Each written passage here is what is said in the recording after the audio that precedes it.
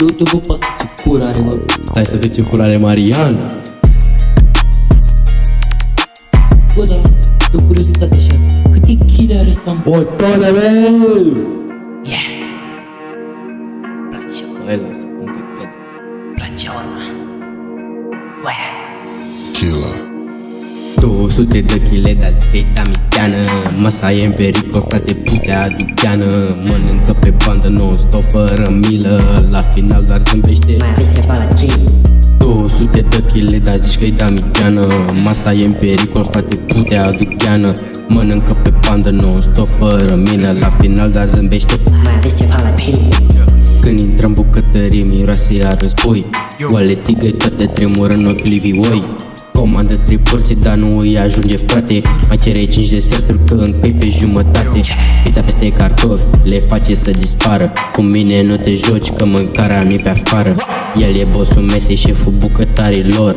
Marian Grasu, El Terror. 200 de chile, dar zici că e 1000. Masa e în pericol, tot dispare, e magie. Mănâncă pe bandă non-stop, fără milă. La final doar zâmbește, mai aveți ceva în vilă. 200 de chile, dar zici că e 1000.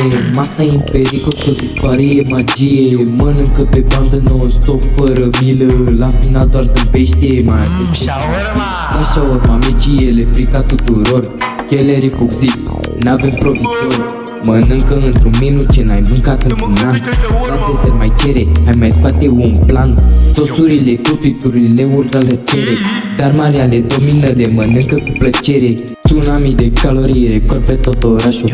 Să-mi bag pula de nu am mâncat tot bărbașul. 200 de chile, dar zici că e 1000. Masa e în pericol, tot dispare, e magie. Mănâncă pe bandă non-stop, fără milă. La final doar zâmbește, mai aveți ceva. 200 de chile, dar zici că e 1000. Masa e în pericol, tot dispare, e magie. Mănâncă pe bandă non-stop, fără milă. La final doar zâmbește, mai aveți ceva în vilă. 7 bugări pe secundă, stai ritmul său normal. Kennedy se joacă, nu mai vine, e fatal. Eu, Marian, poate ești băiat de top, dar când intri în cartier, te pe bloc.